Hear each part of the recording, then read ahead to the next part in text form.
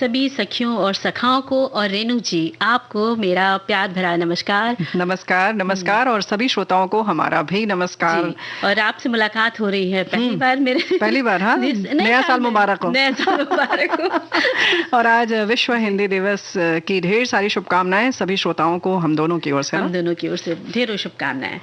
और आज देखिए हमारे जो विषय है रेणु जी, तो एक तो आपने बता ही दिया है कि हम विश्व हिंदी दिवस के बारे में बात करेंगे। बिल्कुल मनाएंगे उसको, मनाएंगे। और हम बात करेंगे कि भाई हाँ, सपने देखें जरूर। अच्छा।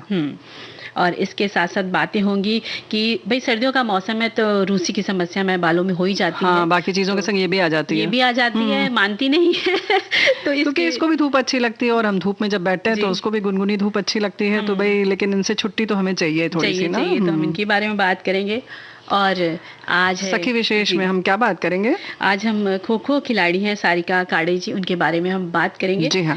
तो विश्व हिंदी दिवस की शुभकामनाएं देते हैं। और भाई मंजरी ने तो कह दिया कि हाँ सपने देखें जरूर, लेकिन फिलहाल कार्यक्रम में बने रहें, सपने भी देखते रहें, लेकिन कार्यक्रम भी सुनते रहें, गीत भी सुने, जो भी आप कर रहे हैं वो करते रहें और साथ में ये कार्यक्रम भी सुनते रहें। अच्छे अच्छे हम गीत सुनवाएंगे। और विश्व हिंदी दिवस के प्रचार प्रसार के लिए जो ये दिवस मनाया जाता है ताकि लोगों में जागरूकता बनी रहे मंजरी, और जो अंतर्राष्ट्रीय स्तर पर हिंदी भाषा को एक सम्मान मिले और उसके महत्व को लोग समझें।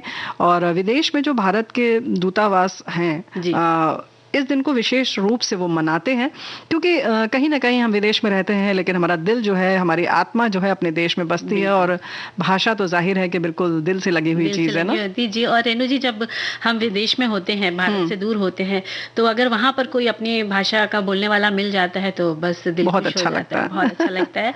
और विश्व में हिंदी का विकास करने और इसे प्रचारित और प्रसारित करने के लिए के उद्देश्य से ही विश्व हिंदी सम्मेलनों की शुरुआत की गई। और प्रथम विश्व हिंदी सम्मेलन 10 जनवरी 1975 को नागपुर में आयोजित हुआ था और तब से ही इस दिन को विश्व हिंदी दिवस के रूप में मनाया जाता है। और हमारे साथी लोग भी बहुत सारी, लगभग सभी ने शुभकामनाएं लिखकर भेजी हैं। और आपने लिखा है हमारे साथी ने कि 1975 से विभिन्न देशों जैसे मॉरिशस, यूनाइटेड किंगडम, त्रिनिदाद और टोबैगो, संयुक्त राज्य अमेरिका ने विश्व हिंदी सम्मेलन का आयोजन किया, बराबर कर रहे हैं ये लोग। 10 जनवरी 2006 को पहली बार पूर्व प्रधानमंत्री डॉक्टर मनमोहन सिंह द्वारा ये दिवस मनाया गया और तब से इसे वैश्विक भाषा के रूप में प्रचारित करने के लिए आज की तारीख और ये महीना चुन लिया गया है ना। और कितना अच्छा महीना है ना 10 जनवरी का। और हिंदी भाषा पूरे भारत को एक सूत्र में पिरोने का कार्य करती है और हिंदी भाषा को सम्मान मिले, हमारे लोग हमारे देश की संस्कृति को समझें। और इस वर्ष की थीम है कि हिंदी को राष्ट्रभाषा की ओर अग्रसर करना और अन्य भाषाओं के साथ हिंदी को लेकर साथ चलना और हिंदी को जनमानस की भाषा बनाना है। वाह, वैसे भी बड़ी सरल भाषा है। अपनेपन की चली हवाएं हिंदी के श्रृंगार से, अपनेपन की चली हवाएं हिंदी के श्रृंगार से, हिंदी के स्वर बुला रहे हैं 7 समंदर पार से। और आज विश्व में हिंदी के प्रति बढ़ने लगा लगाव है, एकमात्र भाषा है जिसमें सर्वधर्म संभाव है। वाह, हिंदी इतनी सहज कि इसको सब अपनाते हैं प्यार से, हिंदी इतनी सहज कि इसको सब अपनाते प्यार से, हिंदी के स्वर बुला रहे हैं 7 समंदर पार से। और देखिए ना रेणु जी, बहुत सारी शुभकामनाएं भी हमारी सभी सखियों और श्रोताओं ने भेजी है। तो ये लिखकर भेजा है कि विश्व हिंदी दिवस की हम सभी को हार्दिक शुभकामनाएं। और हिंदी भाषा हिंदुस्तान का मान है, सभी भाषाओं का सम्मान करें, लेकिन हमारी राष्ट्रभाषा हिंदी होने पर अभिमान करें। क्या बात है। और हमारे एक और साथी लिखते हैं कि विश्व हिंदी दिवस की शुभकामनाएं। हमारी मातृभाषा हिंदी प्राचीन भारतीय सभ्यता, संस्कृति व संस्कारों को अपने में संजोए हुए है और अभिव्यंजना की अपार क्षमता से पूर्ण एक समृद्ध भाषा है। और इसी तरह एक और लिखते हैं हमारे मित्र कि हिंदी मेरा ईमान है, हिंदी मेरी पहचान है, हिंदी हूँ मैं, वतन भी मेरा प्यारा हिंदुस्तान है, हिंदी दिवस की हार्दिक शुभकामनाएं। क्या बात है। और इसी के साथ एक और भेजा है कि आज विश्व हिंदी दिवस पर सप्रेम नमस्कार शुभकामनाएं और सर्व जन सुखाय सर्व जन हिताय अहर्निश सेवा का उद्देश्य सार्थक करते हुए आकाशवाणी, विशेष रूप से विविध भारती ने और दूरदर्शन ने हिंदी भाषा को पूरे भारत के साथ साथ पूरे विश्व को एक सूत्र में बांध दिया है। हमने जो देखे सपने सच हो गए, वो अपने सपने। वाह, क्या बात है। और इसी तरह इन्होंने ये भी लिख दिया इसमें कि तुझे जीवन की डोर से बांध लिया है, तेरा एहसान सर आंखों पर। तो भाई आप इतने अच्छे अच्छे कमेंट्स लिखते हैं तो हम सबको भी अच्छा लगता है। बिल्कुल, बहुत अच्छा लगता है और बहुत बहुत धन्यवाद कि आपने इस बात को उजागर किया। और ये बात बिल्कुल सत्य है कि अभी भी हम कोशिश करते हैं कि हम हिंदी का अच्छे से अच्छी उसके जो शब्द हैं उनका प्रयोग करें और जन जन में इसका प्रचार प्रसार हो। और बहुत सारे लोग सीखते भी हैं कार्यक्रम को सुनकर, क्योंकि बड़े सहज तरीके से लोग सीख जाते हैं। कार्यक्रमों को सुनते हुए मनोरंजन के साथ साथ होता है, तो मनोरंजन की बात चली तो फिर मनोरंजन हो जाए। बस हम चलते हैं और देखते हैं कि ये लोग चोरी चोरी क्या कर रहे हैं। अच्छा जी।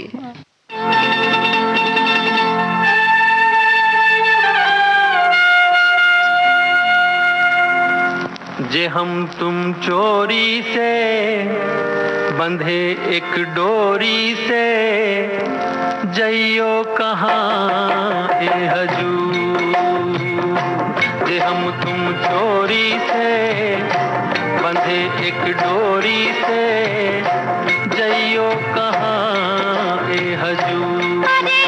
बंधन है प्यार का, जे हम तुम चोरी से बंधे एक डोरी से, जइयो कहाँ ए हजूर।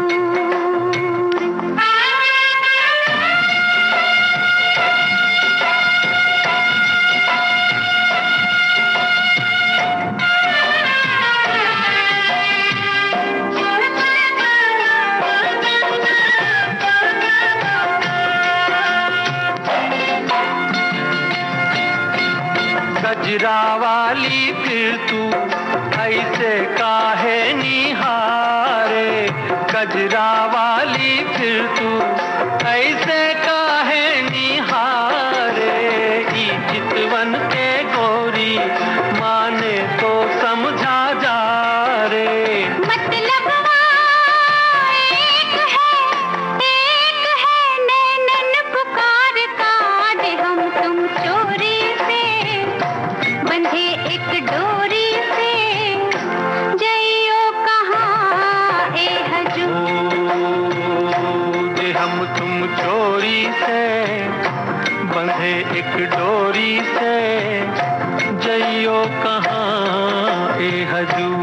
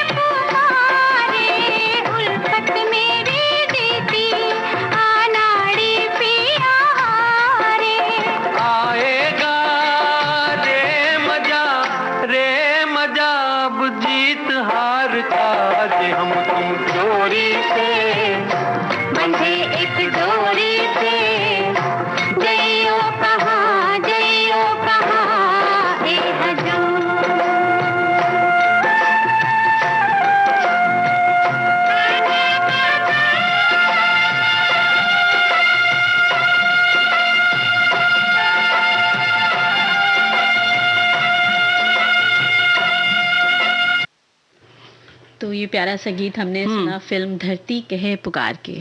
देखिए इसमें बादल थी, हवाएं थी, सब कुछ था। तो आजकल का मौसम भी ऐसा है रेणु जी की बस पूछिए मत, जहाँ सर्दी पड़ रही, जहाँ इसके दो मतलब हैं, बस पूछिए मत का दो मतलब हो जाता है। जिसको जैसा महसूस हो रहा है वो अपने अपने हिसाब से समझ ले और उसी तरह से रहे भाई, घर में सुरक्षित रहे, क्योंकि कहीं तो बर्फ पड़ रही है हिल स्टेशनों में, देखा जाए तो बड़ा भयंकर माहौल है। लेकिन हमारे जो ये हम तुम चोरी से किस फिल्म का गाना था बताया तुमने, धरती कहे पुकार के। तो हमारे साथी लोग अभी भी हिंदी भाषा के बारे में बहुत कुछ लिख रहे हैं। हमारी मातृभाषा है और मेरे लिए तो हिंदी मातृभाषा ही नहीं सब कुछ है। हिंदी का शब्दकोश बहुत ही समृद्ध है। आप माने या ना माने, प्यार का संबोधन जितना हिंदी शब्दकोश में है इतना किसी में नहीं है। मन ही मन सोच कर देख लें, प्रिय प्राणेश्वरी हृदयेश्वरी, यदि आप हमें आदेश करें तो प्रेम का हम श्री गणेश करें। और वाकई ये बात तो है। और श्री गणेश मेरे मन की बात कह दी है कि हिंदी में अगर हम कहते हैं कि किसी को कि भैया तुम बहुत अच्छे लगते हो या मैं तुमसे मोहब्बत करती हूँ तो वो दिल को छू जाता है। बिल्कुल सही बात है। और आप ये भी लिख रहे हैं कि लिखती हैं हमारी साथी, एक गणना के अनुसार विश्व की चौथी सबसे अधिक बोली जाने वाली भाषा हिंदी भाषा है। तो चलिए, ये बड़ी अच्छी बात है। हिंदी सोचिए, हिंदी में अच्छा अच्छा सब लोग लिखिए, जो भी लिख सकते हैं, कहानी कविताएं, और बस हमको भेजते रहे, हम लोग भी पढ़ते रहेंगे। बिल्कुल सही बात है। तो जितने हमारे सखी सखा सब जुड़े हैं हमारे विविध भारती से, तो सब हिंदी में कुछ ना कुछ लिखते रहें और बस पोस्ट करते रहें। जी हाँ, तो बस पढ़ने का मजा आएगा। बिल्कुल सही बात है। और मजे की जो बात है, हम जब किसी के सफलता की बात देखते हैं या हम इस कार्यक्रम में जब उनका नाम शामिल करते हैं तो ये तो हम देखते हैं कि जाहिर है कि कुछ न कुछ तो उनकी उपलब्धि हो, लेकिन उसके साथ साथ कहीं अगर उनकी संघर्ष की जो कहानी होती है ना मंजरी, वो लगता है कि कैसे किया होगा इन्होंने, है ना। ऐसी ही है सारिका काड़े जी, है ना। और वो अर्जुन पुरस्कार से सम्मानित सारिका काड़े एक भारतीय खो खो खिलाड़ी हैं और आपका जन्म महाराष्ट्र के उस्मानाबाद जिले के उम्रे कोटा गांव में हुआ था।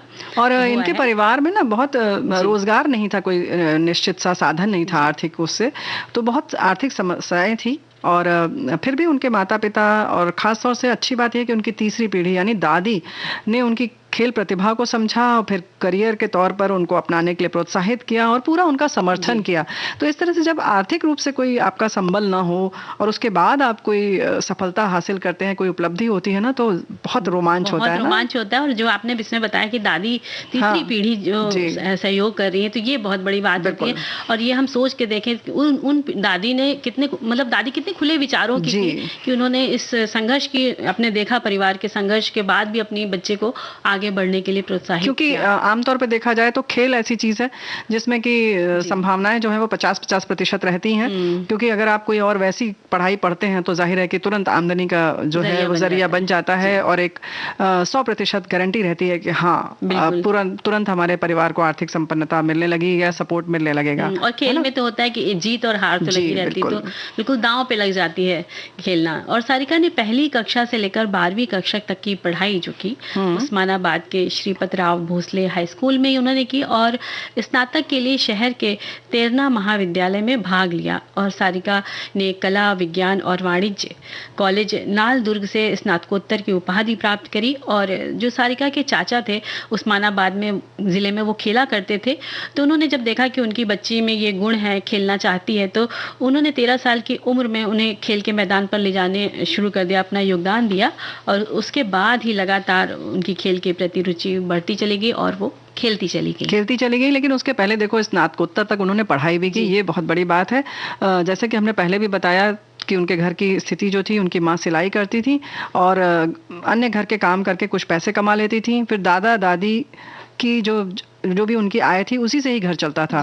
तो इस मुश्किल भरे हालातों में भी सारिका को दिन में एक बार ही, मतलब जो ऐसी स्थिति थी समझो कि एक ही बार कभी कभी खाना मिल पाता था। और जब वो शिविर में जाती थी तभी वो ठीक से भोजन कर पाती थी, या फिर किसी प्रतियोगिता में जाती थी तभी वो ठीक से खा पाती थी। तो कितना मतलब समझ सकते हैं हम लोग कि क्या स्थिति थी। और इनका जो रेणु जी कहते हैं कि इन्होंने 10 साल तक एक ही समय में भोजन किया है, सभी मैंने इनका पढ़ा है जी। और उन दिनों अपने परिवार के वित्तीय समस्याओं के चलते खेल छोड़ने का फैसला इन्होंने कर लिया था, लेकिन कोच के समझाने पर वापस खेलना शुरू कर दिया। और ये उनके जीवन का एक, कहते हैं, बहुत ही बहुमूल्य एक टर्निंग पॉइंट था, जिसे कहते हैं। बहुत बड़ी बात है। और भारतीय खो खो टीम की कप्तानी इन्होंने की। साल 2016 के दक्षिण एशियाई खेलों में स्वर्ण पदक जीता और कई टूर्नामेंट में भाग लिया। उनका परिवार जो ऐसा कि शुरू से पता चल रहा है कि किस तरह से पूरा सहयोग दिया। और सारिका ने कहा कि खेलों में ग्रामीण और शहरी माहौल का अंतर ये होता है कि ग्रामीण लोगों को आपकी सफलता के बारे में कुछ भी समझ नहीं आता है, या यूं कहें कि सफलता बहुत देर से समझ में आती है, भले ही वो कितनी ही बड़ी सफलता क्यों ना हो। क्योंकि एक तो प्रचार प्रसार का माध्यम नहीं होता और फिर वहां पर तो मतलब आप पढ़ रहे हैं तो यानी कि आप नौकरी करेंगे और वही सीधा सादा सा सरल सा रास्ता है जिस पे आपको चलना है। जी। और गुवाहाटी के प्रतियोगिता के दौरान मराठवाड़ा की खो खो खिलाड़ी सारिका काले का राष्ट्रीय खो खो टीम टीम के कैप्टन पद पर चयन हुआ था और ये उनकी कठिन मेहनत का ही नतीजा था कि जिले के किसी खिलाड़ी को इतनी बड़ी सफलता पहली बार मिली और उनकी जो सराहना थी तब लोगों ने खूब की। सारिका कक्षा 7 से खेल खेलती आ रही हैं और लड़कियों के 14, 17 और 19 साल के उम्र के जो उनका ग्रुप है उसमें महाराष्ट्र की टीम का आपने प्रतिनिधित्व भी किया।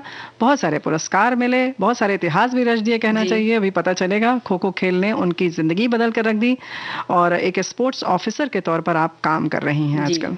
और खो खो खेल को 22 साल बाद अर्जुन अवार्ड शुरू हुआ, जब मिलना शुरू हुआ और सारिका के लिए ये गर्व की बात हुई कि उन्हें ये पुरस्कार मिला। यही हम कह रहे थे कि ये रिकॉर्ड उन्होंने बना दिया कि ऐसी उपलब्धि, यानी खो खो को भी एक सम्मान उन्होंने दिया और एक अंतर्राष्ट्रीय स्तर पर, राष्ट्रीय स्तर पर और भी हमारी बहनों ने सोचा होगा, बेटियों ने, कि अब हम इसको खेल सकते हैं ना।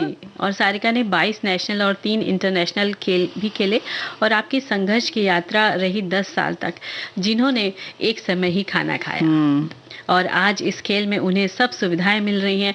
वो हवाई यात्रा भी कर रही हैं और सब कुछ, जैसे कहते हैं, एक नया जुड़ गया, फैशन से जुड़ गया, ग्लैमर से जुड़ गया जिसे कहते हैं। और खो खो मिट्टी से जुड़ा एक खेल है और आज सारिका का करियर इसी वजह से आगे बढ़ पाया है। जी हाँ, तो सारिका का तो करियर आगे बढ़ पाया है, तो हम सबके लिए भी प्रेरणा की बात है। उनकी सफलता की कामना करते हुए तो भाई हम मंजरी यही कहेंगे कि कभी भी मेहनत से घबराना नहीं चाहिए और ये बातें हम इसीलिए करते हैं। मुश्किलें कैसी भी आए, हंसते मुस्कुराते सहते हुए उस दिन का इंतजार करना चाहिए जब उजाले की किरण पास जब तक कि न आ जाए।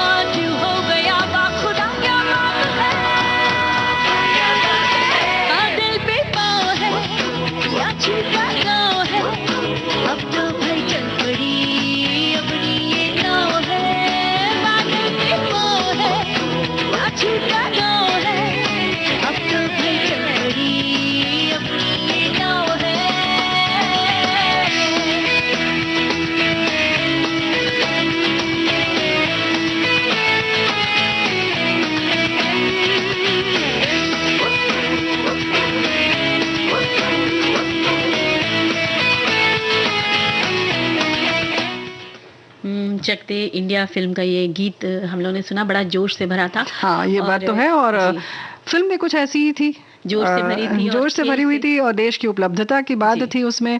किस तरह से हमने कहा से हमारी खास तौर से लड़कियों ने किस तरह से परचम लहराया। और ये गीत इसलिए भी बनते हैं और सुनाए जाते हैं कि जो हमारे सब युवा साथी लड़के लड़कियां जो भी है, मतलब आजकल तो सब बड़े लोग भी खेलते हैं, तो भाई जोश से भरे रहें, हमेशा जिंदगी को भरपूर जिए और खेलते रहें, आज भी खेलें। मतलब बड़े लोग जरा ज्यादा ध्यान रखें फिटनेस के लिए ना। हाँ, लेकिन उसके संग संग जो छोटी मोटी और भी जो हमारी समस्याएं होती हैं उनकी तरफ भी ध्यान रखना बहुत जरूरी होता है। और रूसी के लिए खास तौर से मंजरी, वैसे तो कहते हैं कि सर्दी जुकाम बहुत होता है जिसको, उसको रूसी हो जाती है। वैसे एक ऐसी समस्या है, हम सब परेशान तो हो ही जाते हैं ना, बाल झड़ने की स्थिति पैदा हो जाती है, सभी को हो जाता है। ये तो नहीं देखता कि अच्छा महिलाओं को होगा, पुरुषों को नहीं होगा, बच्चे को नहीं होगा, बच्चियों को नहीं होगा, है ना।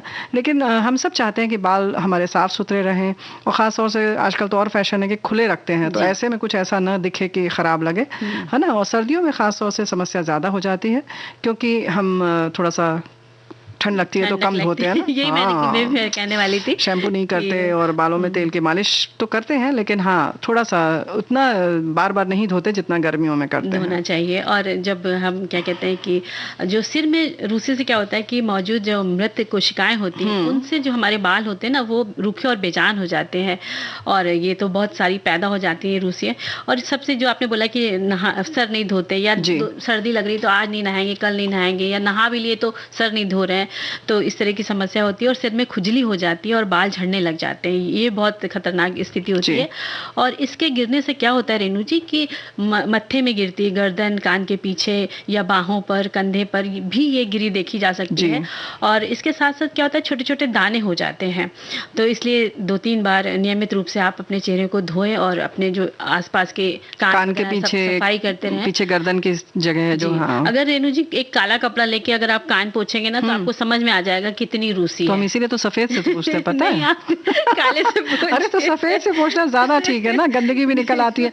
अब गंदगी कैसे पता चलेगी, काले से पूछेंगे नहीं पता चल जाती। अच्छा, एक्सपेरिमेंट करेंगे। चलो ठीक है, प्रयोग करेंगे, दोनों उसके करेंगे। एक कपड़ा ऐसा लेंगे जिसमें आधा सफेद हो आधा काला हो, तो दोनों चीजें पता चल जाएंगी।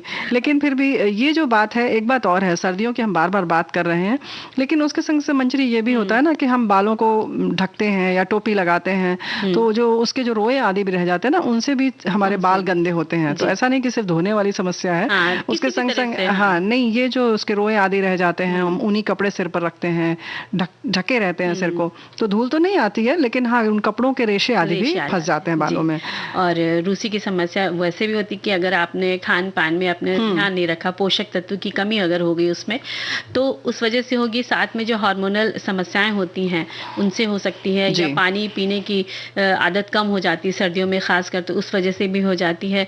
तो जब भी आप अपने इन सब समस्याओं से घिरे हो तो आप बदलाव करें, और साथ में कुछ घरेलू अपनाएं उपाय भी, और साथ में डॉक्टर से भी परामर्श लें। अगर आपको बहुत ज़्यादा समस्या है, घरेलू उपाय करने से नहीं जा रहा है, तो आप वो चीज़ भी कर सकते हैं।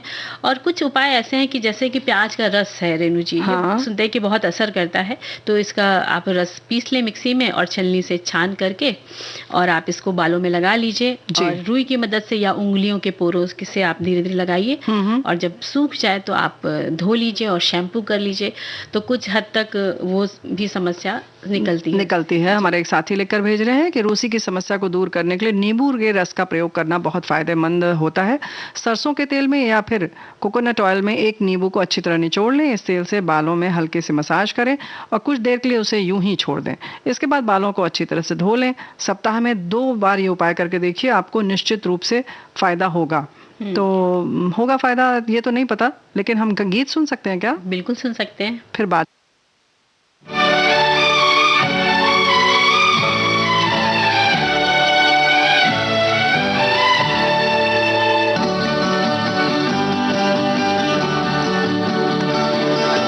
आपकी महकी हुई जुल्फ को कहते हैं घटा, आपकी महकी हुई जुल्फ को कहते हैं घटा, आपकी मद भरी आंखों को कवल कहते हैं, आपकी मद भरी आंखों को कवल कहते हैं। मैं तो कुछ भी नहीं, तुमको हंसी लगती हूँ, इसको चाहत भरी नजरों का अमल कहते हैं, इसको चाहत भरी नजरों का अमल कहते हैं।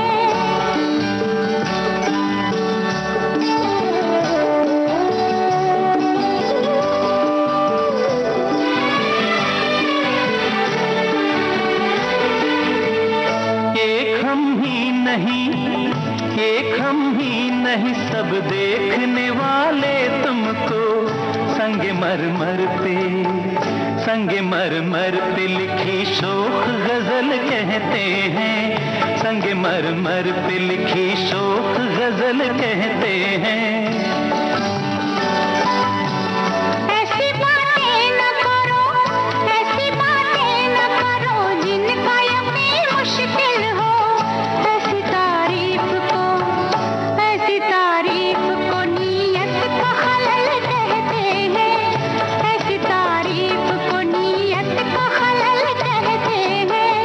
आपकी मद भरी आंखों को कवल कहते हैं, इसको चाहत भरी नजरों का अमल कहते हैं।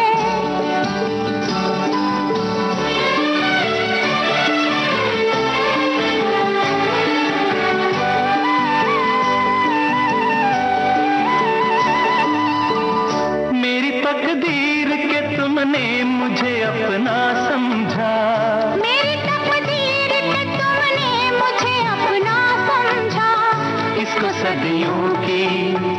इसको सदियों की तमन्नाओं का फल कहते हैं, इसको सदियों की तमन्नाओं का फल कहते हैं, इसको सदियों की तमन्नाओं का फल कहते हैं।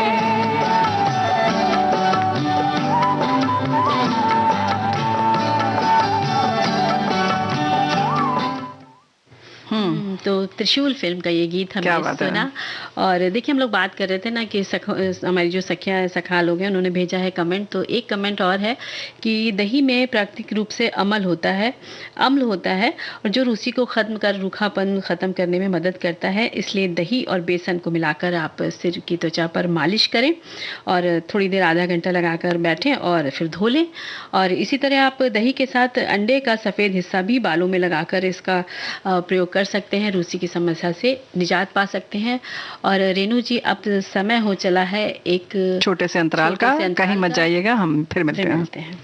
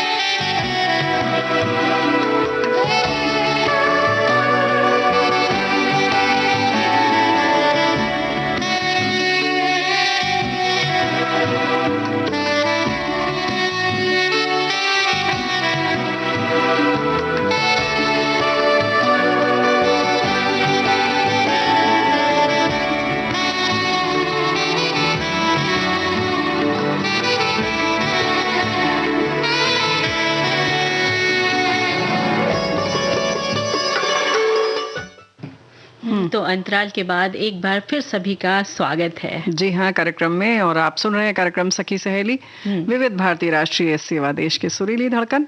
और हमारे साथी ने तो लिखकर भेजा था बहुत सारी चीज़ों के बारे में। तो दही की जब बात आती है तो नीम की ताज़ी पत्तियां धोकर और मिक्सी में उसका पेस्ट बना लें, यानी पीस लें, और 1 बड़ा चम्मच दही मिला लें और इसे लगाएं, इसे सूखने पर धोएं और अगले दिन फिर शैम्पू कर लें। इनसे बालों का गिरना भी कम होता है और उसी की समस्या भी बहुत हद तक कम होती है। जुएं आदि भी कम हो जाती हैं। तो जो भी गंदगी है, जो भी समस्या है, जो भी संक्रमण होगा आपकी त्वचा पर, बाल की वहां पर जड़ों पर, वो ठीक हो जाएगा। बिल्कुल। और इसी तरह रेणु जी, ग्रीन टी के बैग्स जो होते हैं उनको भी आप गर्म पानी में भिगो लीजिए, फिर उसको उसके थोड़े से सर पर जगह जगह लगा के धीरे धीरे कर लें, तो वो भी जब बैग लगा दें कि पानी, ये बताओ तुम? उसका मतलब उसमें डिप करके कटोरी में गर्म पानी रहेगा, उसमें भीगा हुआ रहेगा, और आप जब उठाएंगे तो आपको अंदाज रहना चाहिए कि भाई इतना गर्म है तो हम कैसे उठाएं। तो हल्का सा गुनगुना हो और बस आप उसको अपने मतलब बैग्स पे से लगा लें, बैग्स के साथ में ही लगा लें। और फिर जो पानी में कलर आएगा टी बैग्स का, तो उस पानी को भी आप लेकर के उंगलियों के पोरों से अपने ये बड़ा फैंसी टाइप का है। और जो मतलब क्योंकि ये प्राकृतिक पत्तियां होती है, उसमें चाय की पत्तियां होती हैं, तो बहुत अच्छा रहता है बालों के लिए। और देखिए ना कहीं हम मतलब हम कहीं ना कहीं नहीं, बल्कि हम लोग प्रकृति से ही जुड़े हैं। जी हाँ, तो चुकंदर का पेस्ट भी लगा सकते हैं। और इसको चुकंदर का जो पेस्ट है उसको यानी कि पीस लें, पेस्ट बना लें, 20 मिनट बालों पर लगा दें, सूखने के बाद साफ कर लें। बेहतर नतीजे के लिए इसमें मेहंदी का पाउडर भी आप मिला सकते हैं, क्योंकि ये जो है वो चिपकता नहीं है। तो इसको थोड़ा सा स्टिकी वो लेने के लिए लगा सकते हैं, लगाएं भी, और चुकंदर बढ़िया अपना ताजा खाएं भी। हाँ, लगाने के बाद नहीं, लगाने वाला अलग, खाने वाला अलग। हाँ, ऐसा नहीं हो कि आपने बाल से निकाला। नहीं। तो देखो भाई, ऐसा है कि ये सारी चीजें हैं मंजरी। लेकिन फिर हम कहेंगे कि रूसी की समस्या अगर आपको है तो कभी कभी ये संक्रामक भी होती है, और इसके लिए आप डॉक्टर को दिखाएं। इसका एक दवा आती है, शैम्पू आता है, उसका खाने की भी दवा आती है, तो आपको डॉक्टर को भी दिखाना पड़ेगा। सिर्फ इस आप घरेलू इलाज से मत भरोसे रहिएगा। और रेणु जी, बालों की मालिश आप जरूर करिए, तेल, गुनगुना तेल करके जो भी आप इस्तेमाल करते हैं उसकी मालिश करनी चाहिए। और स्टीम ले सकते हैं तो वो भी लीजिए। कैसे? मतलब एक स्टीम लेना है तो एक भगोने में गर्म पानी चढ़ाना है, गर्म करना है, और फिर एक तौलिया लेनी है छोटी, और उसको डाल करके और चिमटे की सहायता से और बेलन की सहायता से उसे दबा दबा के पानी, यानी कि पहले गर्म पानी में आप तौलियों को डाल दें, थोड़ा सा उसको भिगो लें गर्म पानी से, फिर उसको निचोड़ लें किसी भी चीज़ की मदद से, चिमटे या पकड़ से, किसी भी चीज़ से, और उसके बाद आप अपने बालों पर उसको रख लें अच्छी तरीके से ढक दें, तो उससे भाप आपके बालों को लग जाएगी। और उससे पहले अगर आपने बालों में तेल लगा लिया है तो पोषण और अच्छी तरह से जड़ों में पहुंच जाएगा। फिर आप शैम्पू कर लीजिए, और साथ में ये भी ध्यान रखना है कि शैम्पू की तारीख आप चेक करते रहिए कि वो एक्सपायरी नहीं होना चाहिए। नहीं, हम लोग बहुत ज्यादा इस्तेमाल करते हैं, वो कभी एक्सपायरी नहीं होता है। लेकिन हाँ, अच्छे शैम्पू का प्रयोग करें, सही देख लें, आपके बालों को जो सूट करता है उसका प्रयोग करें। और हम लोगों को याद कर लेंगे जब आपका बाल जब ऐसे पौष्टिक हो जाएगा तो। जी, और लहराते हुए बाल की फोटो भी खींची जा सकती है। तो बस हम लोगों को याद कर लीजिएगा कि हम लोगों ने बताया था। और हम लोग चलिए थोड़ी सी बात करेंगे उसके बाद। हाँ, सपने जरूर देखे पर। अच्छा, तो पहले एक गीत सुन लेते हैं। जरूर।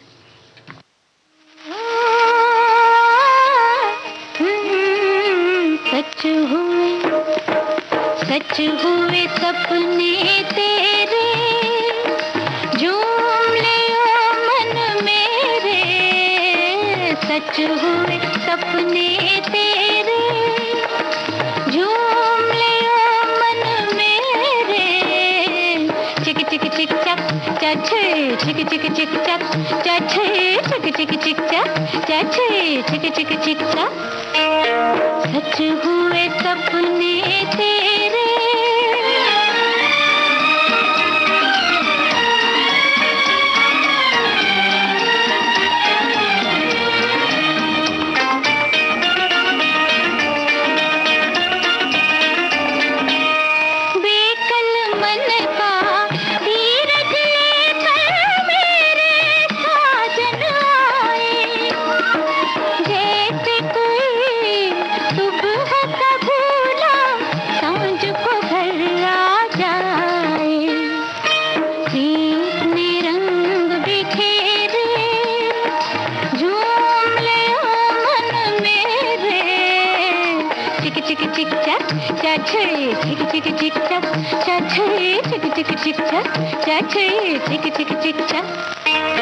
सच हुए सपने तेरे।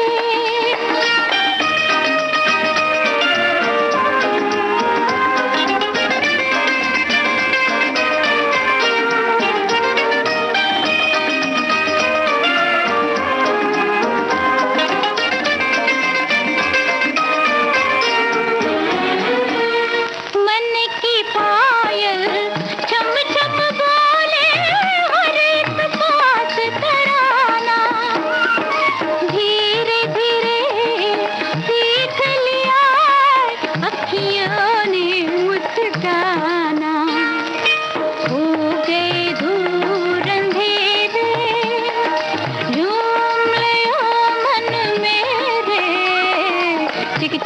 चक चछे चिक चिक चिक चक चछे चिक चिक चिक चक चछे चिक चिक चिक चक सच हुए सपने तेरे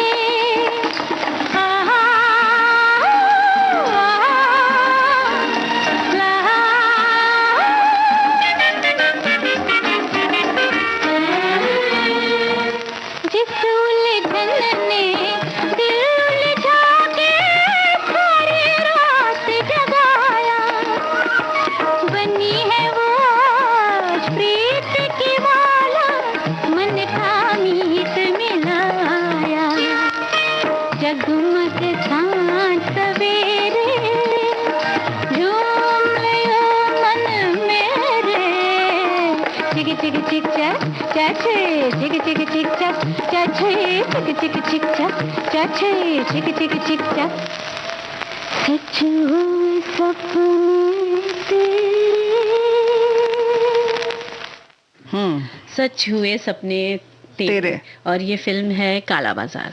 ये फिल्म नहीं थी, गीत हम लोगों ने सुनवाया। गीत सुना था, हाँ सॉरी। अच्छा लगता है जब कभी हम बोल जाते हैं और आप पकड़ लेती हैं। भाई हम इसीलिए तो बैठे हैं ना सामने। और पकड़ने की जहाँ तक बात है, अभी भी हमारे बहुत सारे साथी हिंदी के बारे में लिख रहे हैं, बड़ा अच्छा लग रहा है। संस्कृत की एक लाडली बेटी है ये हिंदी, संस्कृत की एक लाडली बेटी है ये हिंदी, बहनों को साथ लेकर चलती है ये हिंदी, सुंदर है, मनोरम है, मीठी है, सरल है, ओजस्विनी और अनूठी है ये हिंदी, पाथेय है, प्रवास में परिचय का सूत्र है, मैत्री को जोड़ने की सांकल है ये हिंदी, पढ़ने व पढ़ाने में सहज है ये सुगम है, साहित्य का असीम सागर है ये हिंदी, तुलसी कबीर मीरा ने इसमें ही लिखा है, कवि सूर के सागर की गागर है ये हिंदी, वागेश्वरी के माथे पर वरद हस्त है, निश्चय ही वंदनीय माँ सम है ये हिंदी, अंग्रेजी से भी इसका कोई बैर नहीं है, उसको भी अपनेपन से लुभाती है ये हिंदी, यूं तो देश में कई भाषाएं और हैं, पर राष्ट्र के माथे की बिंदी है ये हिंदी। क्या बात है, बहुत ही खूबसूरत कविता है ये। और देखिए, एक हमारी सखी ने लिखकर भेजा है कि जब भी हिंदी में कुछ लिखती हूँ तो थोड़ी बहुत अशुद्धियाँ हो ही जाती हैं। मेरी बहन मुझे फ़ोन करके बोलती है कि ठीक करो दीदी, हमारी हिंदी का बेइज्जती है ये, और मुझे फिर से एडिटिंग करना पड़ता है। ओहो, तो भाई करना पड़ता है, फिर ऐसा लग रहा है कि बहुत आपको बोझिल लगता है। तो ऐसा नहीं होना चाहिए मंजरी। और एक बात और है, जैसे हम अक्सर ये सोचते हैं कि किसी भाषा को हमने गलत बोला या हम उसका ज़्यादा प्रयोग कर रहे हैं तो हम उसका बड़ा प्रचार प्रसार कर रहे हैं, ऐसा नहीं है। भाषा अपने आप में एक बहुत एक संस्था जैसी होती है, या पूरे अपने आप में एक संस्कृति होती है। हमारी वो मदद कर रही है, हम कहीं से उसका प्रचार प्रसार नहीं कर रहे हैं। कहीं ना कहीं हमारा सम्मान बढ़ता है जब हम किसी भाषा को शुद्ध स्वरूप में बोलते हैं, है ना। तो जैसे कि अगर आपने गलत लिखा है तो सच बात तो ये है कि हिंदी की बेइज्जती नहीं होती है, कहीं ना कहीं हमारे सम्मान में कमी होती है ना। और खराब हमको लगना चाहिए, और ये लगना जैसे कि मंजरी अगर तुमने गलत बोला या मैंने गलत बोला तो हमारी बेइज्जती होगी। लिखा था कि हमारी हिंदी का तो हमारी हिंदी की बेइज्जती है। हाँ। ये चीज इसी तरह हो जाती है कि हाँ, मतलब थोड़ा सा ध्यान देंगे तो हमें ये भी लगता है कि मंजरी जैसे लिखते के बाद अगर एक बार हम फिर से पढ़ लेंगे तो अपने आप सुधार हो जाएगा। कोई बोल रहा है तो हम उससे सीख सकते हैं, देख सकते हैं कि इनकी किस बात में क्या अच्छाई है, या इनके बोलने में क्या अच्छी बात है, या भाषा में क्या ये ऐसा बोलते हैं कि अच्छा लग रहा है, तो हम उसको अपना सकते हैं। और उनके जो वाक्य होते हैं जब वो बोलते हैं तो उनमें क्या वजन है, वो अगर आप बिल्कुल अच्छे श्रोता बन जाइए उस समय आप, और जो सामने वाला बोल रहा है उसको आप सुनिए और समझिए, तो अपने अंदर आत्मसात कर लीजिए उसके, तो आप बहुत कुछ अच्छा सीख जाएंगे और बोलने भी लगेंगे। जैसे कि आप बोलती हैं और हम सुनते रहते हैं। बिल्कुल नहीं है, लेकिन हमारी साथी ने जो लिखा है, और कहीं ना कहीं ये अच्छी बात है कि इनकी बहन इन्हें सुधारती हैं, और कहीं ना कहीं इनके मन में ये उत्कंठा भी है कि हाँ वो अच्छा लिखें, इसीलिए इन्होंने इतनी बेबाकी से इस बात को लिखा भी है। तो बहुत अच्छा लगा आपने लिखा है, बहुत बहुत स्वागत है। और इसी तरह से सुधार करती रहेंगी तो एक समय ऐसा आएगा कि आपकी बहन को ये नहीं लिखना पड़ेगा कि आप इसको सुधारो, और आपको एडिटिंग नहीं करनी पड़ेगी, है ना। बिल्कुल। और देखिए ना, अब हम लोग बात करते हैं सपने देखे जाएं। सपने तो सभी देखते हैं, तो सभी देखते हैं कि सपना जब देखता है, सभी देखते हैं, तो उसे साकार करना भी के बारे में भी सोचना चाहिए। और जिस वक्त क्या होता है कि आप और हम कोई सपना देखते हैं, बस उसी पल से उसी ही की चिंता करना शुरू कर देना चाहिए। सपने देखने की ख्वाहिश और आसमान छूने की उत्कंठा हर किसी को होती है। और कौन कहता है, क्या कहता है बताइए। क्या बात है, कौन कहता है कि आसमान में सुराख नहीं हो सकता। एक पत्थर तो तबीयत से उछालो यारो। बिल्कुल सही। यदि आप प्रयास करें और सही योजना बनाएं तो आप अपने सपनों को साकार कर सकते हैं। सिर्फ हाथ पर हाथ धरकर अगर बैठे रहेंगे तो सफलता आपको कैसे मिलेगी, सोचिए। लेकिन उसके लिए अगर मेहनत करते हैं तो आपको सब कुछ उस मेहनत के नतीजे से हासिल होने लग जाएगा। और बिना मेहनत के कुछ भी नहीं मिलता। और हमारे साथी ने ये 2 लाइन बहुत अच्छी लिखकर भेजी है। सपने तो सपने कब हुए, अपने आंख खुली और टूट गए सपने, देखना कोई बुरी बात नहीं है, पर सपने अपने आप पूरे नहीं होते, उसके लिए बहुत मेहनत करना पड़ता है। ये किसी ने लिखा है। लेकिन एक पंक्ति और बहुत महत्वपूर्ण है, जो है उससे शुरू करें। जो है उससे शुरू करें, जहां है वहां से शुरू करें, जहां है वहां से शुरू करें। सही समय के इंतजार ने करोड़ों सपनों को तोड़ा है। क्या बात है, इसमें कितना वजन है इनकी बातों में। बहुत सुंदर आपने लिखा है। अच्छा लगा। और देखिए एक और हमारे श्रोता हैं, उन्होंने लिखकर भेजा है कि हर इंसान एक सपना जरूर देखता है और देखना भी चाहिए जी। क्योंकि बिना सपना देखे कोई मंजिल तय कर सकता है और बिना सपना देखे कोई मंजिल तय कर सकता है और सपना ही है जो इंसान को कार्य करने के लिए प्रेरित करता है और मंजिल तक पहुंचने की प्रेरणा मिलती है जी। लेकिन सपना पूरा करने के लिए जी जान से मेहनत करनी पड़ती है। बिना मेहनत जीवन में कुछ नहीं मिलता। हाँ, सपने जरूर देखें लेकिन बिना मेहनत सपना आखिर सपना रहता है। इसलिए सपने देखो और उसे पूरा करने की कोशिश करना। उससे अच्छा है सपना ही मत देखो, नहीं करना, मतलब उन्होंने लिखा है उससे पूरा करने की कोशिश नहीं करना। उससे अच्छा है सपना ही मत देखो और सपने ऐसे ही देखो जिसे हम पूरा कर सके। अगर मेहनत करके भी आप का सपना पूरा नहीं होता है तो उसमें आपका दोष नहीं, दोबारा कोशिश करिए और आपको सफलता जरूर मिलेगी। और इसलिए कहते हैं कि नहीं सुप्तस्य सिंहस्य प्रविश्यन्ति मुखे मृगानी, यानी सोए हुए सिंह के मुंह में हिरन अपने आप प्रवेश नहीं करता है। हाँ, सपने देखें जरूर पर पूरा करने के लिए ये बात जी, यानी कर्म करना बहुत जरूरी है। तो बिल्कुल सही आपने लिखा, बहुत बहुत धन्यवाद। मंजिल पाने के लिए हम सपने देखते हैं, फिर जाहिर है कि शिद्दत से उसको पाने के लिए लगातार कोशिश करनी चाहिए क्योंकि हमें जो जिंदगी मिली है मंजरी, उसे भरपूर जीना है और एक मकसद के साथ। क्योंकि जैसे जैसे हम बड़े होते जाते हैं हमारी इच्छाएं, आवश्यकताएं, ज़रूरतें बदलती जाती हैं। सपने देखते हैं, जैसे कि एक बच्चा होता है ना, तो उसके पास लकड़ी के, प्लास्टिक के खिलौने हैं, लेकिन वो तो बैटरी से चलने वाला, रिमोट से चलने वाला, या कभी कभी तो फिर सचमुच की मोटरसाइकिल पर बैठ के घूमना चाहता है। तो जाहिर है कि ये सब जो है सपने, वो एक समय तक तो उसके अभिभावक पूरा करते हैं, लेकिन फिर सचमुच वाली मोटरसाइकिल पर अगर बैठना है, जीप पर बैठना है, कार पर, तो उसे खुद कर्म करना होगा, नौकरी करनी होगी और पैसे अर्जित करने होंगे। बिल्कुल। और लेकिन क्या होता है कि चलो उस वक्त तो हम बच्चे होते हैं रेणु जी, चलिए, लेकिन हमारे पास पैसे नहीं होते, हम खरीद नहीं सकते, इसलिए हम अपने माता पिता पर निर्भर रहते हैं और हमारे सपनों को पूरा करने के लिए वो दिन रात खूब मेहनत करते हैं। और उनकी इस मेहनत के पीछे एक सपना छुपा होता है कि आने वाले वर्षों में जब मेरा बच्चा आगे बढ़ेगा तो उसे ये तो नहीं लगेगा कि फलां चीज उसे उसके मांगने पर भी नहीं मिली। और वहीं जब हम समझदार हो जाते हैं तो हमें इतना तो सोचना होगा कि हम किसको क्या देंगे जी। और अगर उसे देना है तो हमें आज से ही सपने देखने होंगे और उनको पूरा करने के लिए हमें कैसी मेहनत करनी है, क्या कौन से लक्ष्य निर्धारित करने हैं, इन पर भी विचार विमर्श करना होगा। तो भाई ये तो हो गया कि सपने देखना, लेकिन कभी कभी बड़े उटपटांग से सपने अपने आप आ जाते हैं मंजरी, जो कि हमें कभी पूरे नहीं करने होते हैं। जैसे हम पहाड़ों में चले जा रहे हैं, कहीं गिरे जा रहे हैं, कभी कभी इस तरह के सपने अपने आप आ जाते हैं। तो उनका क्या किया जाए? बस उनके मेरी अगर नजर से, मेरी दृष्टिकोण से देखा जाए, नहीं तुम्हारी दृष्टिकोण से हम जानना चाह रहे हैं। उस सपने को याद करके हम उठेंगे, पेपर पेन लेंगे और एक मनगढ़ंत कहानी एक बढ़िया सी बच्चों वाली बना डालेंगे। क्या बात है। तो मेरा वो होगा नजरिया। वाह, ये बात बहुत सुंदर बात तुमने कही कि यानी कि जब आप इस तरीके के, जिनको हम कहते हैं तथाकथित तौर पर कि ये बेसिर पैर वाले सपने, तो उनको आप कहानी का स्वरूप दे सकते हैं और हम लोगों को एक अच्छी सी कहानी सुनने को मिल जाएगी। और कभी कभी लोग उसमें और सो जाते हैं बड़े मजे से कि चलो और लंबा सपना देख लें। इस तरह का ही करते हैं। क्या बात है, आज आपने मेरे दिल की बात कह दी। जब मुझे ऐसा कोई सपना दिखता है तो मैं वापस आंखें बंद कर लेती हूँ। क्या बात है। लेकिन भाई साथ में गीत भी अगर सुनते रहेंगे तो आंखें बंद करके और मजा आएगा, है ना जी।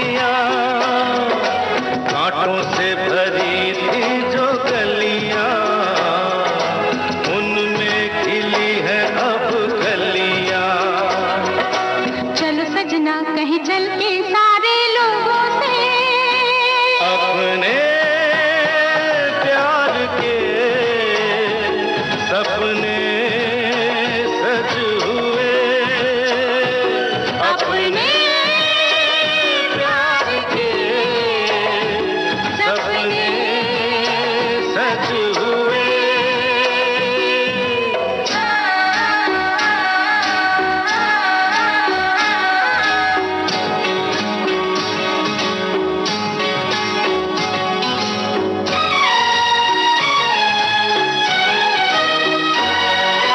जब जब मिले जीवन को सजना, तुम ही मुझे पहनाओ कंगना। तेरी डोली रुके मेरे अंगना, जब जब मिले जीवन को सजना, तुम ही मुझे पहनाओ कंगना। मेरा घूंघटा तुम खोलो अपने हाथों से, अपने प्यार के सपने सच हुए। होठों पे गीतों के फूल खिल गए, सारी दुनिया छोड़ के मनमीत मिल गए। अपने प्यार के सपने सच हुए।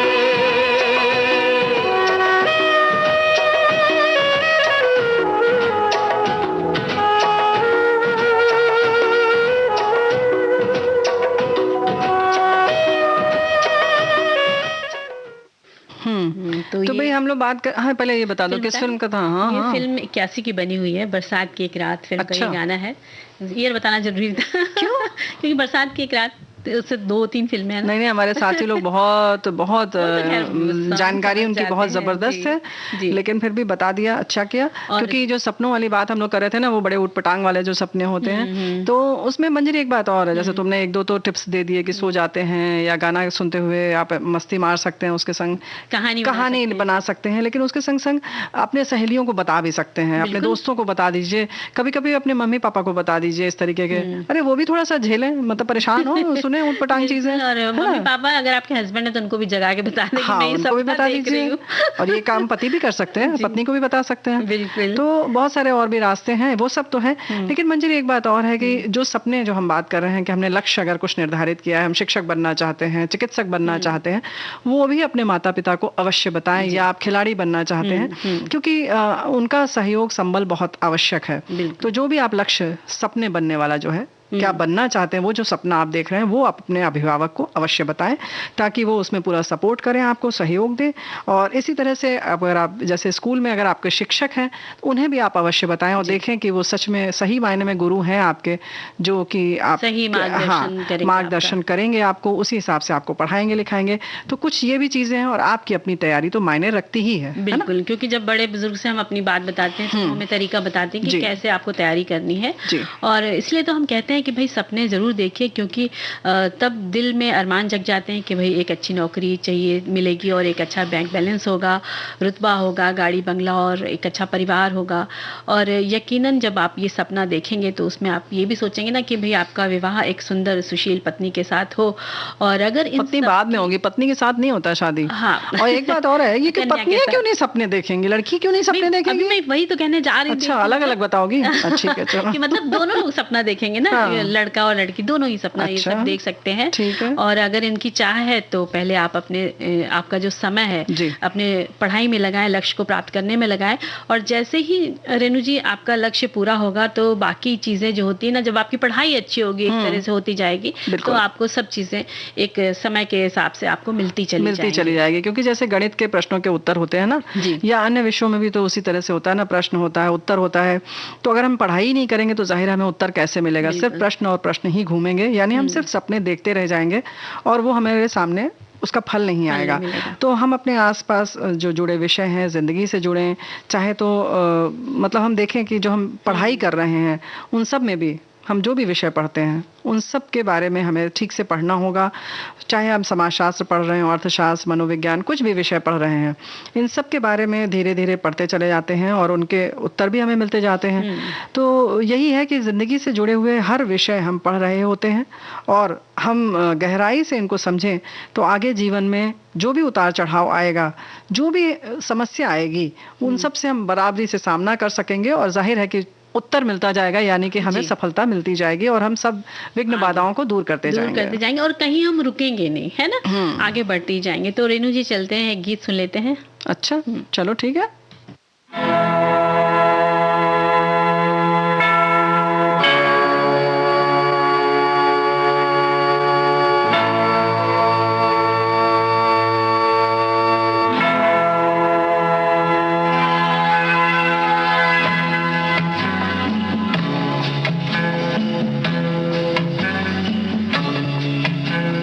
जाना नहीं तू कहीं हार के, कांटों पे चल के मिलेंगे साए बहार के। रुक जाना नहीं तू कहीं हार के, कांटों पे चल के मिलेंगे साए बहार के। ओ राही ओ राही ओ राही ओ राही ओ राही ओ राही ओ राही ओ राही।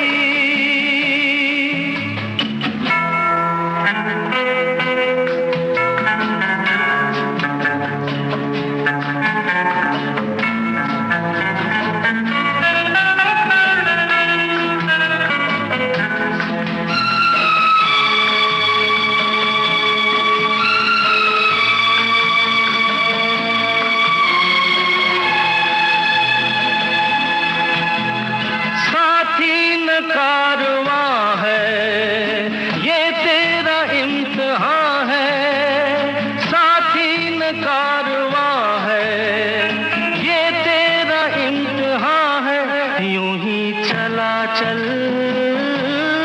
दिल के सहारे, करती है मंजिल तुझको इशारे।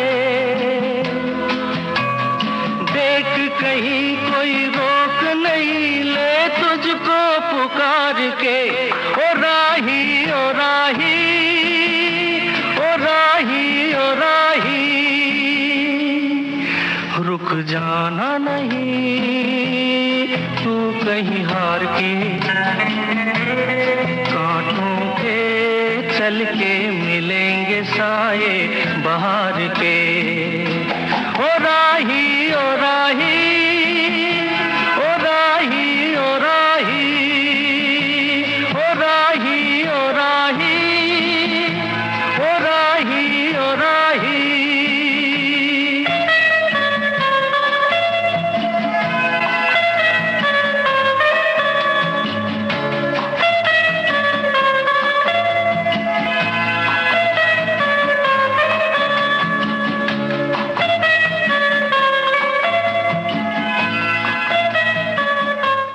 तो भाई चलते जाना तो अच्छी बात है, लेकिन ऐसा भी कहते हैं लोग ना कि अगर आप चाहते हैं कि दुर्घटना नहीं हो जी रास्ते में, तो इसका मतलब नहीं कि सिर्फ आप रोड अच्छी बना देंगे तो आप दुर्घटना से बच सकते हैं।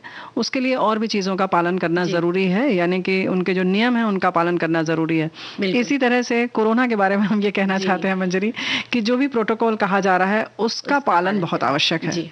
कितनी भी दवाएं निकल आए या कुछ भी वैक्सीन आप करवा लें, लेकिन फिर भी जो बताया जा रहा है उसका पालन बहुत आवश्यक है। बिल्कुल, जैसे मास्क पहनना बता रहे हैं, सैनिटाइज करना है, अपने आप को स्वच्छ रखना है और भीड़ वाले स्थानों पर नहीं जाना है। और बाजार अगर आपको जाना पड़ रहा है तो एक ही जन जाए जी और बिल्कुल अलग हटके मास्क पहन के ही खरीदारी करे और घर आके सारे अपने वस्त्रों को क्लीन करे, धोने डाल दे और खुद हाथ वहां धो करके एकदम और अपने जूते चप्पल बाहर उतारे और सैनिटाइज तो आपको करना ही करना है। और साथ में आके तुरंत आपको गर्म चाय वगैरह, गर्म पानी वगैरह पी लेना है जिससे आपको आराम मिले और साथ में स्टीम ले सकें तो और भी अच्छी बात है। और जैसे कहा कि भीड़ वाली जगह पर ना जाए, तो भाई भीड़ वाली जगह पे फिर कौन जाएगा? मतलब भीड़ इकट्ठा ही ना करें। हाँ, भीड़ इकट्ठी नहीं, मतलब जैसे होता है ना कि 3-4 लोग चले जा रहे हैं, हाँ, नहीं ऐसे चल जाए बाजार। बिल्कुल। और कोशिश करें कि जब तक कि बहुत आवश्यक न हो आप शहर के बाहर ना निकलें, घर के बाहर ना निकलें। और जैसे कि हम पहले या पिछले वर्ष में जिस तरह से हमने चीजों का पालन किया था उसका फिर से पालन करें। आप स्वस्थ रहें, खुश रहें, यही हम चाहते हैं। जी बिल्कुल। और अब समय बिल्कुल समाप्त हो चला है, तो लेते हैं सभी सखियों और सखाओं से विदा। तो मंजरी वर्मा और रेणु चतुर्वेदी का नमस्कार।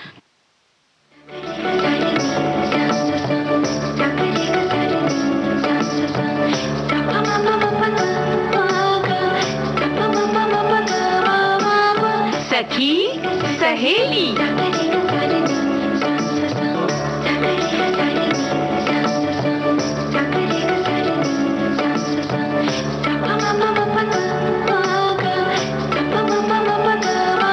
सखी सहेली।